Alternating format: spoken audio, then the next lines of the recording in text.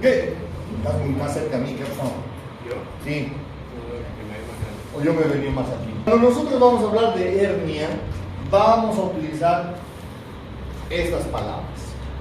Es una protrusión, una salida de un órgano, de un tejido o de parte del órgano a través de un defecto que se va a encontrar en las paredes circundantes, en las paredes próximas a esa región. Palabras que tenemos que recordar: protrusión, salida de un elemento intraabdominal, cualquier porción de tu intestino, de lo que hay dentro de tu abdomen, a través de un orificio anatómico y establecido, o a través de un orificio, de un defecto en la pared. ¿Qué es eso? ¿De verdad? Ay, yo dije, mi perrita parecía, ¿qué ha pasado? Partes de una hernia. Las hernias tienen partes. Un anillo que va a hacer referencia al defecto, en este caso de la pared, la parte negra. Un saco que va a ser toda esa bolsa que nosotros vamos a poder ver, toda esa masa que nosotros vamos a poder ver en la pared abdominal, y un contenido que en este caso del ejemplo tenemos al intestino. La clasificación de las hernias. Solo para que conozcan, tengo los números aquí dentro de lo que corresponde a las estadísticas. No necesito que se lo memoricen, sería bueno, sí, pero ellos se van a decir, no, mucho es. Pero en mí, quiero que sepan la frecuencia, ¿ya? Las hernias se van a clasificar según su frecuencia. Primero, entre un 75 y 85% de las hernias van a ser inguinales, en el trayecto inguinal.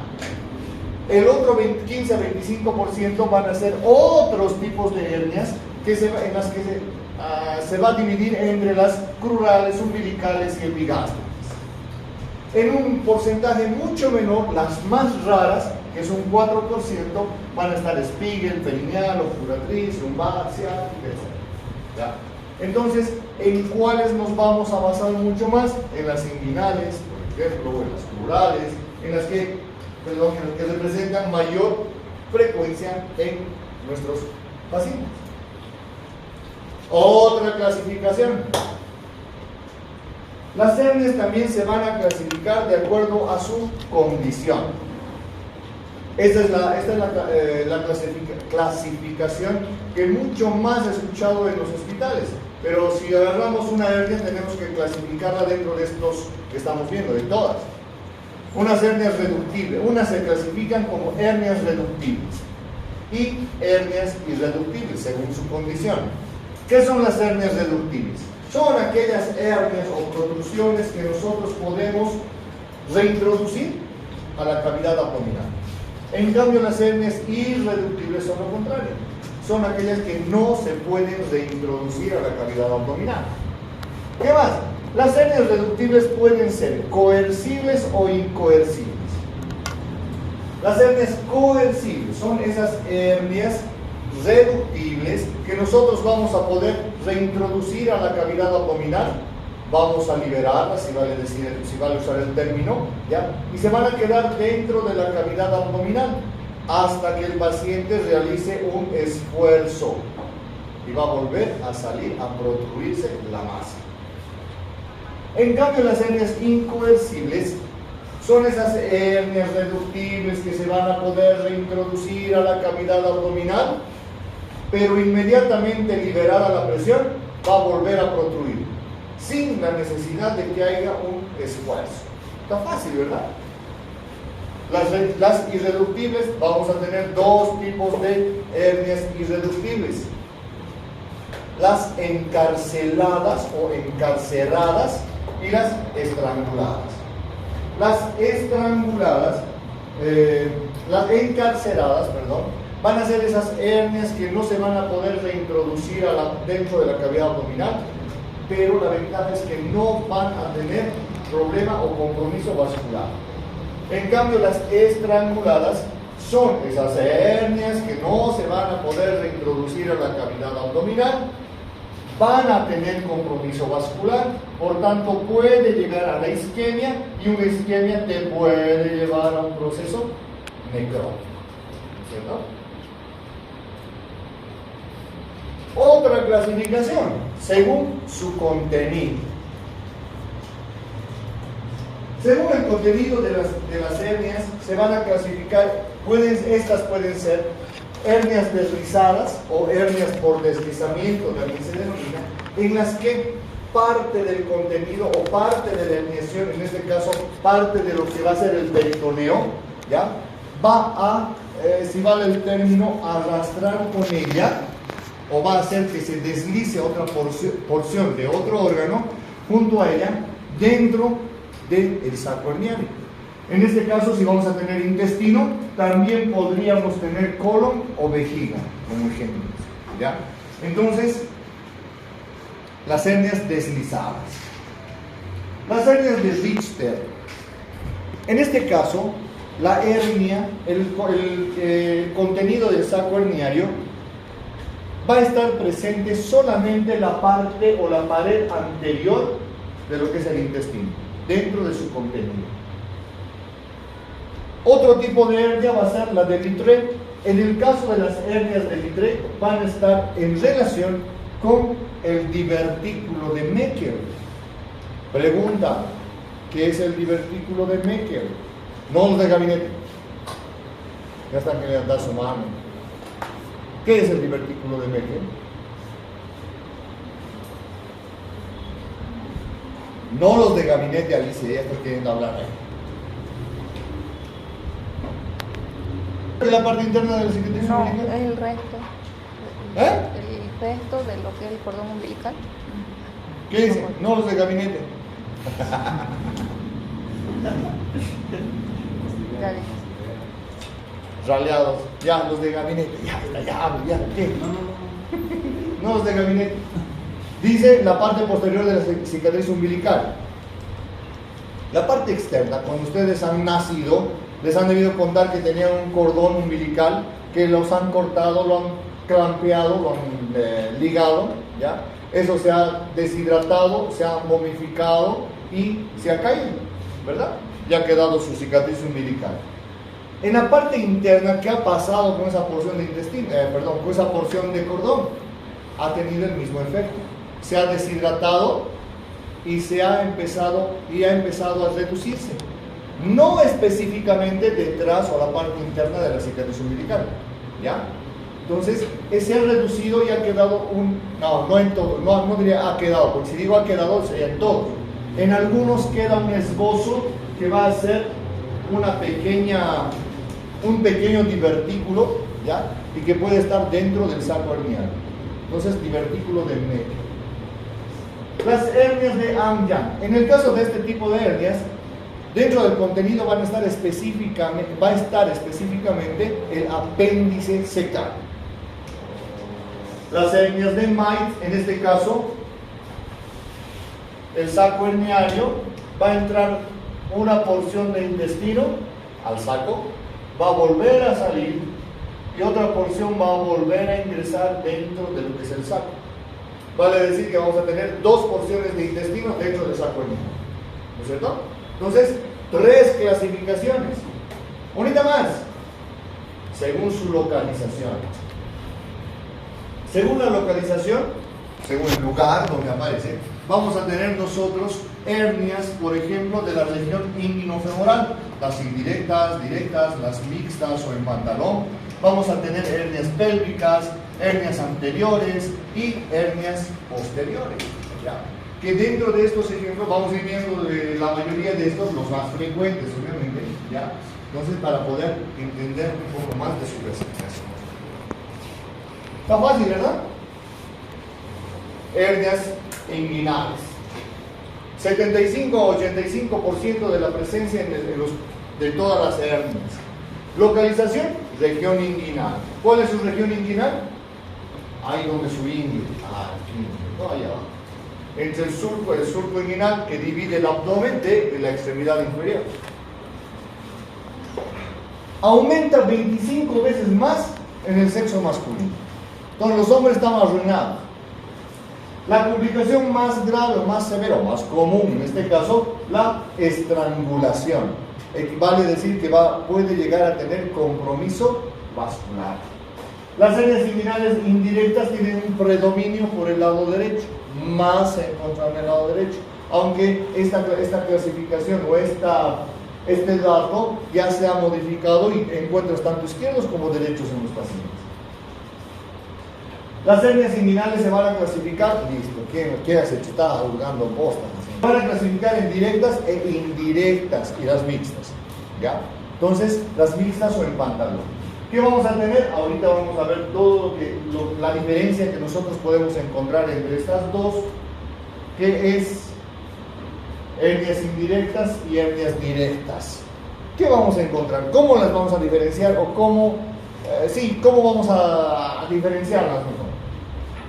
Las hernias indirectas van a emerger por fuera de los vasos epigástricos. Las hernias indirectas. Las directas van a emerger por fuera de los vasos epigástricos. Primera diferencia. Las hernias indirectas, su defecto va a depender del orificio inguinal profundo. Orificio inguinal externo, el que está más afuera, próximo a los genitales, y el profundo que va a estar en la parte superior. En cambio, en las directas, el defecto se va a encontrar o va a depender ya principalmente de la pared posterior del conducto inguinal. Y vamos a ver ahorita cómo vamos a diferenciar clínicamente. En las indirectas dice protruye a través del anillo inguinal profundo, atraviesa todo el conducto inguinal y puede salir por el anillo inguinal externo. Va a atravesar todo el conducto inguinal, descendiendo hasta el escroto en el varón y hasta los labios mayores en la mujer. En cambio, en otro, dice, va a protruir a través del triángulo de Hasselbalch, atraviesa el canal inguinal, no desciende a través de este, ¿ya? Y sale, alguna vez sale por el anillo inguinal externo, alguna vez, ¿ya? Rara vez entra al escroto o hasta los labios mayores.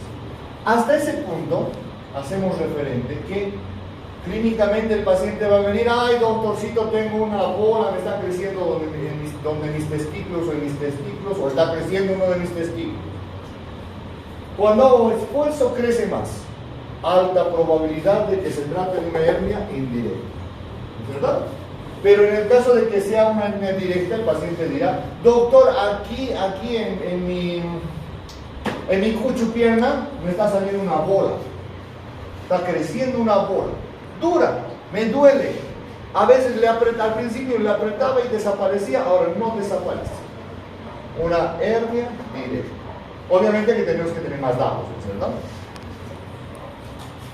En el caso de las hernias indirectas, responden a un factor congénito, donde va a haber un debilitamiento, si vale decir así, del anillo inguinal profundo. En el otro caso, mayormente es adquirida por los esfuerzos que realiza tu paciente. Se manifiesta a cualquier edad y es más frecuente en adultos jóvenes. Y si vamos a hablar dentro de esta clasificación de lo que decíamos, unas hernias mixtas en pantalón, van a tener ambas características, ambos tipos de hernia. Entonces, las chicas y los chicos que no conocen un pene, aquí hay un pene chiquito. El cuadro clínico, dolor leve. Generalmente el paciente viene con un malestar asociado generalmente al abombamiento, al aumento de volumen o la masa que va a presentar asociada al esfuerzo. El dolor se va a tornar extremo o va a ser más intenso en el caso de que ya tenga un estrangulamiento, un compromiso vascular. ¿Pesadez? Sí. El paciente habría, siento pesada esta parte, doctora, y me crece algo ahí cada que hago esfuerzo. Entonces se relaciona con el cuadro. Durante el examen físico, el paciente puede estar de pie o puede estar en decúbito dorsal. Es indiferente. Si estás de pie, tenemos que tener cuidado con la posición que nosotros vayamos a adoptar, y si está en decúbito es mucho más sencillo y mucho más relajado para ambos. La inspección, pérdida de la simetría, va a haber el aumento del volumen de uno de los lados. La palpación, aquí está el detalle durante su examen físico. ¿Qué va a pasar? En la hernia, primero, identificamos el conducto inguinal, el anillo inguinal externo, el que está próximo al área genital. ¿Qué vamos a hacer? Dice la literatura que encontramos el anillo y tenemos que introducir en esta dirección un dedo, el dedo índice. Pero con el tiempo ustedes van a ver que es más fácil utilizar el dedo meñique. Es menos doloroso, podríamos decir, para el varón, ¿ya? Menos incómodo. Bueno, depende del varón. Entonces, ¿qué vamos a hacer en una hernia inguinal indirecta? La indirecta hemos dicho que es que va a descender desde arriba, ¿no es cierto? El anillo interno va a atravesar todo el conducto, va a atravesar el anillo inguinal externo y puede llegar hasta el escroto o los labios mayores. ¿Qué vamos a encontrar?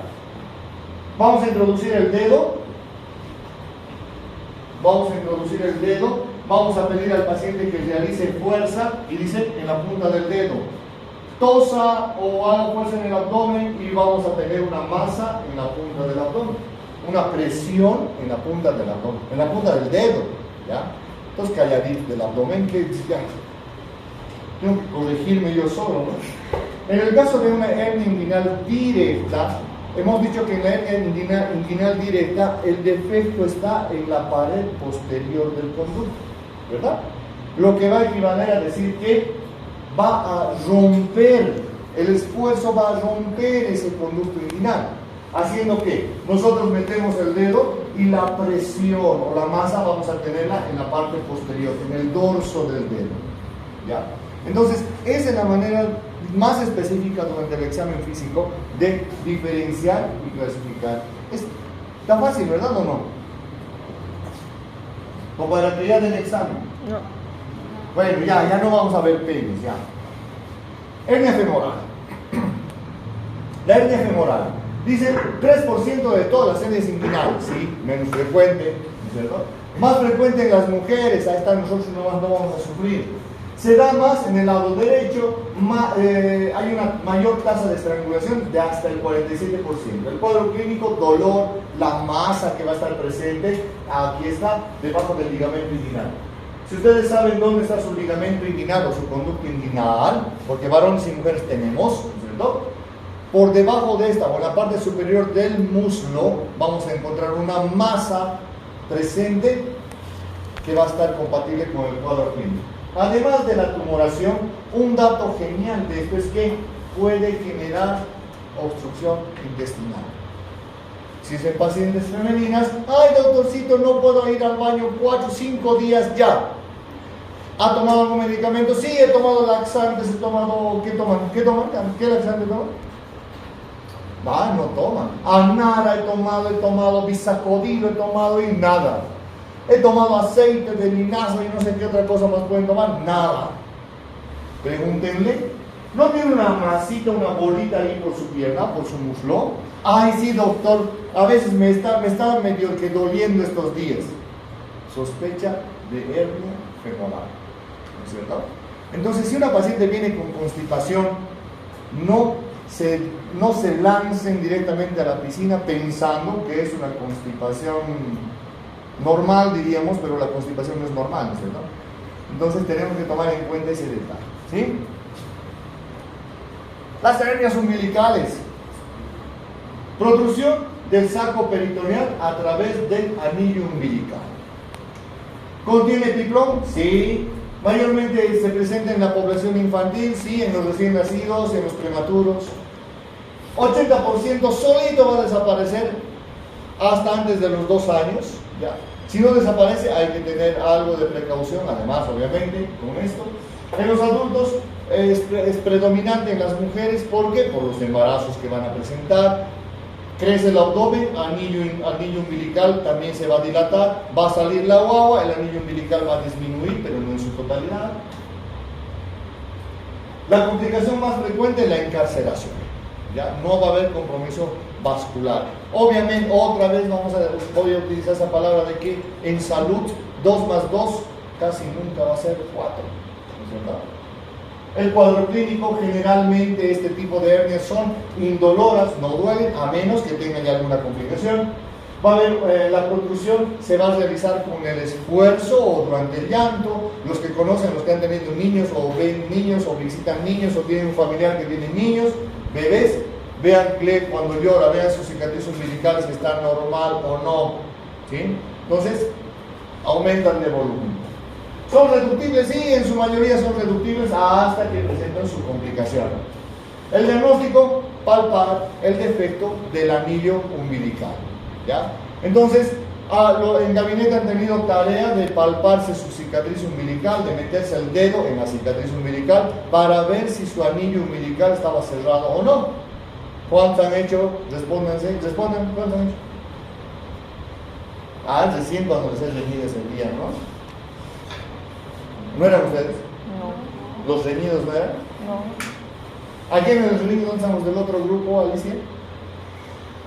También epigástricas.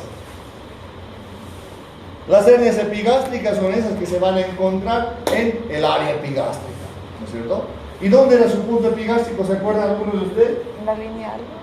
¿Dónde? La línea algo. La línea. Algo. La línea algo. No, pero ¿qué te dijo? El punto epigástrico.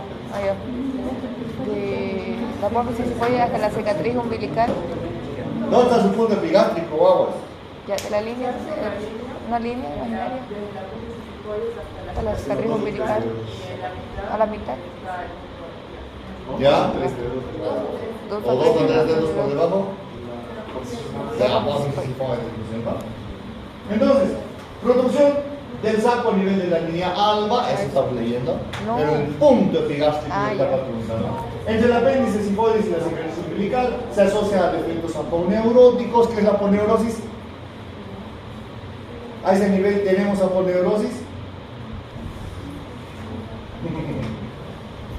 Ahí está, tanto que querías decir, hablar de la línea alba. ¿Qué es la línea alba? Ya ahí me quedé.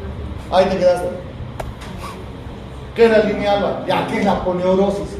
Tenemos aponeurosis a nivel del punto epigástrico, de la línea epigástrica, de la línea alba. ¿Serían los músculos rectos? Los músculos son músculos. Pero su aponeurosis. Ahora sí, mejor, ¿no es cierto? Entonces, ¿qué es la línea alba? Es la conjunción del tejido aponeurótico que viene de los músculos rectos anteriores, ¿verdad? Están olvidando anatomía. 5 veces es más común en los varones, entre los 20 y los 40 años. Ustedes están entre esa edad, están arruinados. Factores que van a desencadenar aumento de presión intraabdominal en cualquier momento. Clínica, 75% son asintomáticos. Cuando se presenta la clínica, ya, el síntoma más común va a ser el dolor a nivel epigástrico. El dolor generalmente es a este nivel, dependiendo del tamaño de la masa herniada, va a ser desde un dolor punzante, lancinante, hasta un dolor opresivo intenso. Los gravativos, ¿qué cositas van a intensificar este dolor o este tipo de hernias? La tos, la constipación, ejercicio físico, y las hernias hipogástricas son mucho menos frecuentes para nuestros pacientes. Qué rápido estamos hablando de hernias. Otro tipo de hernias especiales son diferentes, las de Spiegel.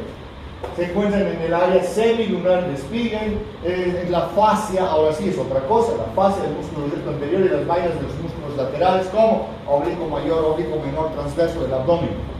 Afecta a las personas de mediana edad, entre los 40 y 65 años, sobre todo en mujeres, sin predominio del lado. Entonces está dentro de las hernias menos frecuentes, pero sí están ahí.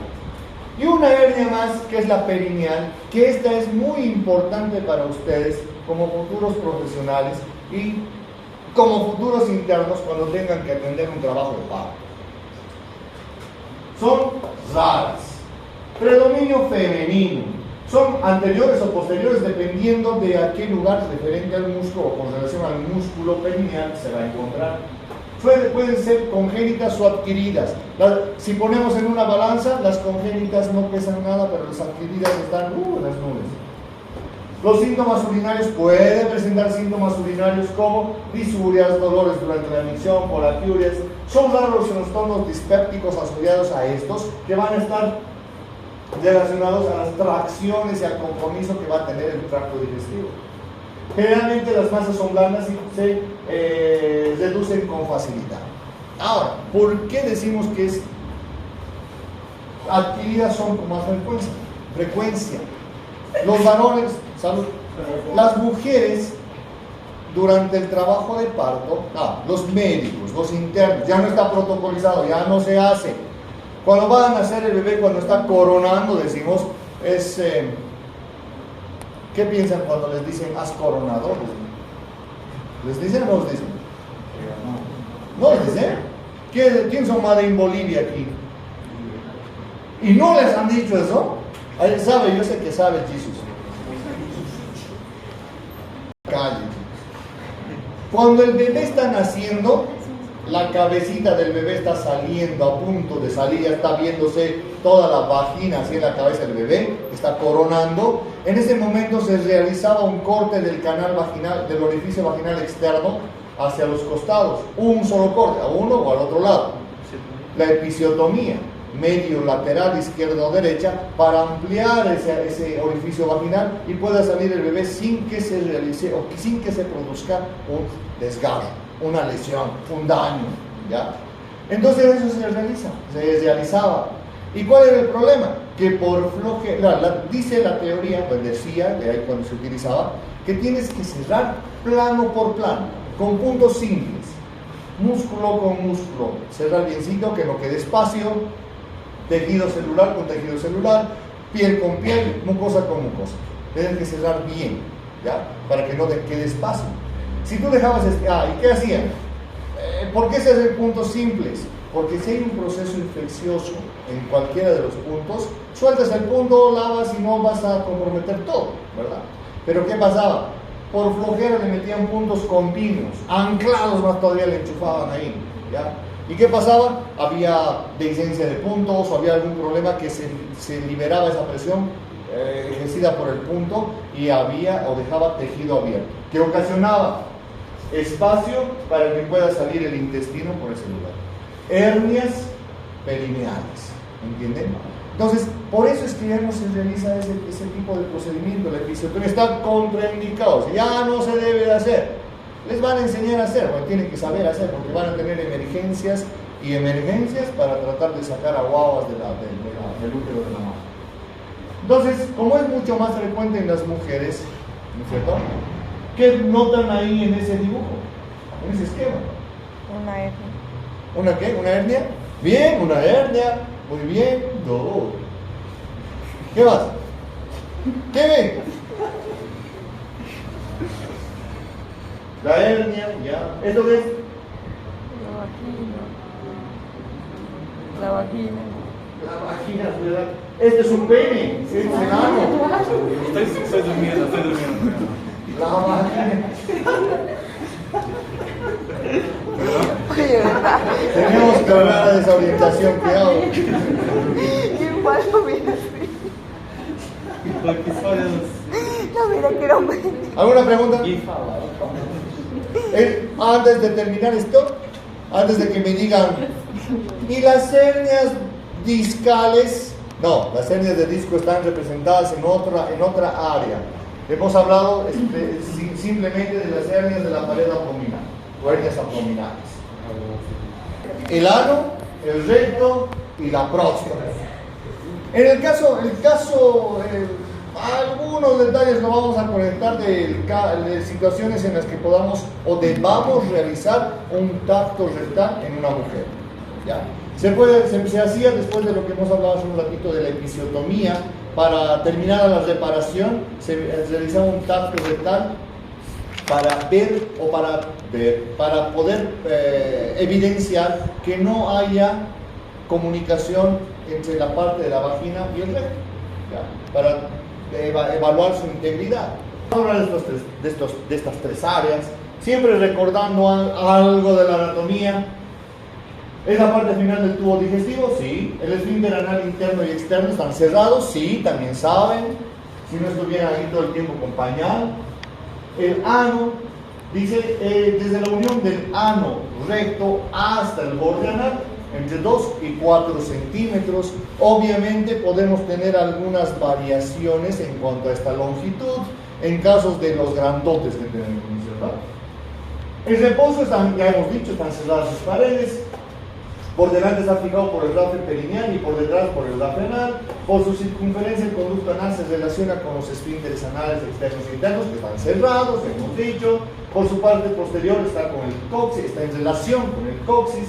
Por su parte anterior con la uretra en el varón y en el caso de la mujer con la vagina en su parte inferior. A la parte lateral las fosas isquiorrectales. ¿Qué más hay? La inervación es somática y visceral. El recto sigmoide, el contorno interno se encuentra en relación con lo que es el sacro, lo que hemos dicho. En el caso de la próstata rodea la uretra, mide un promedio de 2.5 centímetros y tiene forma de corazón. Se enamora también la próstata, ¿no? El cuello uterino se palpa en la pared anterior de lo que es el recto. Entonces todo eso es recordatorio. ¿Quiénes le irrigan? Las arterias hemorroidales superiores, las medias y las inferiores, ¿no es cierto? Para que recuerden qué nos toca hacer a nosotros.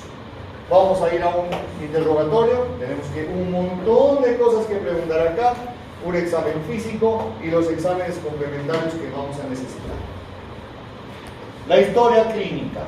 ¿Qué vamos a preguntar a nuestro paciente? Nosotros vamos a hacer prevención.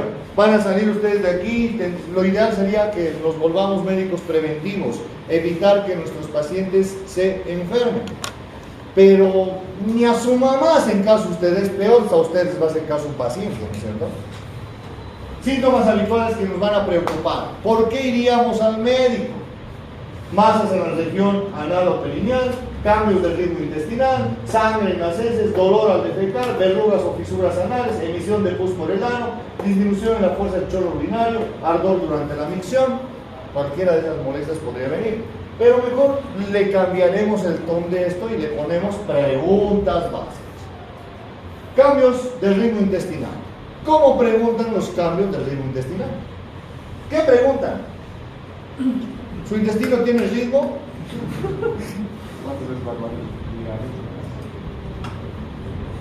¿Cuántas veces va al baño ahora? 3 veces, doctor. Hace una semana, ¿cuántas iba? 3 veces, entonces está normal.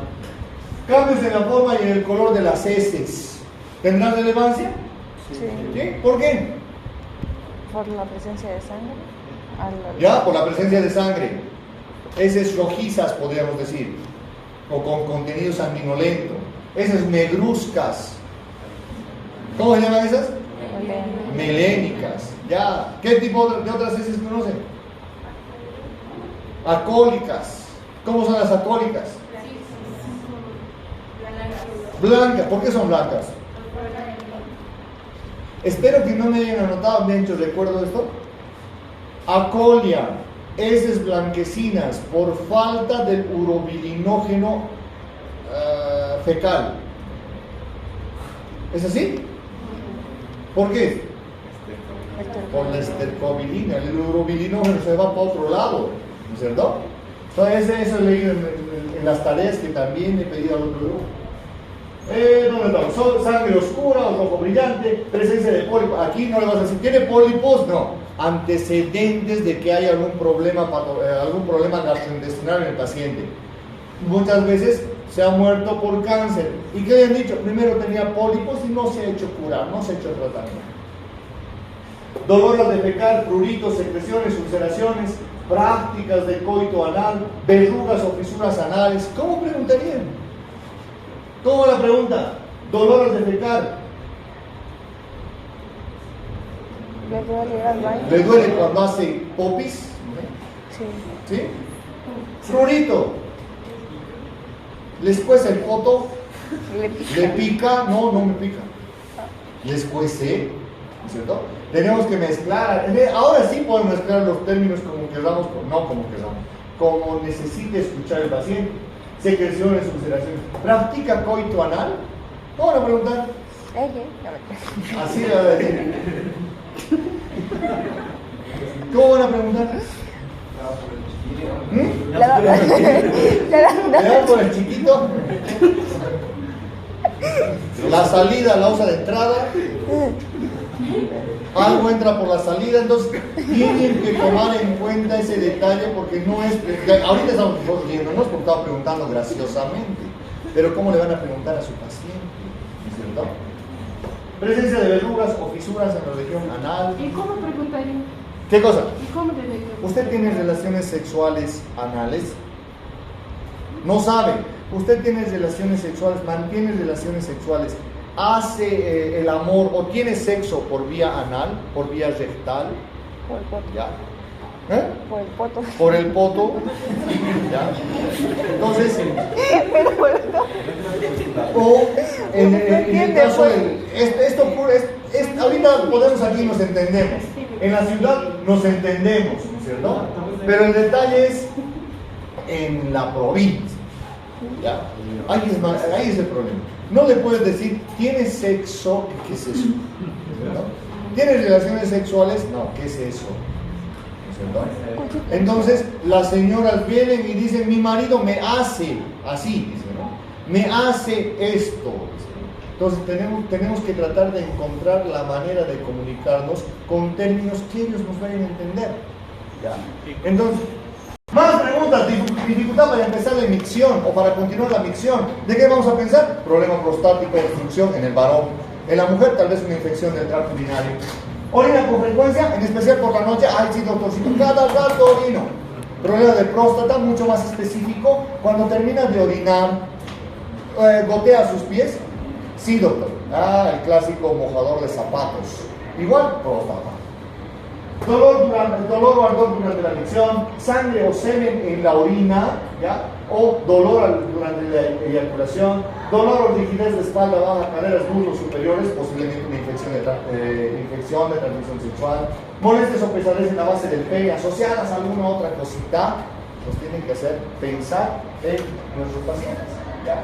Entonces, solamente ya para terminar, lo de hoy día, ¿ya? Para terminar ya que quieren venir. Factor de riesgo de cáncer es la segunda causa de muerte en el mundo. ¿Ya? Ahora este dato. Mayores de 50 años tienen una probabilidad de 2.1%. Mayores de 70 años más del 8%. Según las etnias, mayor en africanos, con mayor intensidad, más fuerte es el problema prostático y a menor edad. Antecedentes familiares de primer grado que nos van a aumentar la probabilidad. Pero hay un detalle. A partir de los 50 años los varones se tienen que hacer control de la próstata. Eso era hace como 25 años. ¿Ya? No, eso era hace 25 años atrás. ¿Ya? Ahora dice la literatura que ha disminuido, veo sus ojos verdes. Dice la literatura que a partir de los 35 años el varón tiene que someterse a estudios, exámenes prostáticos. ¿Ya? Para evitar, porque ha disminuido la edad de incidencia del proceso patológico. ¿Sí? Bien.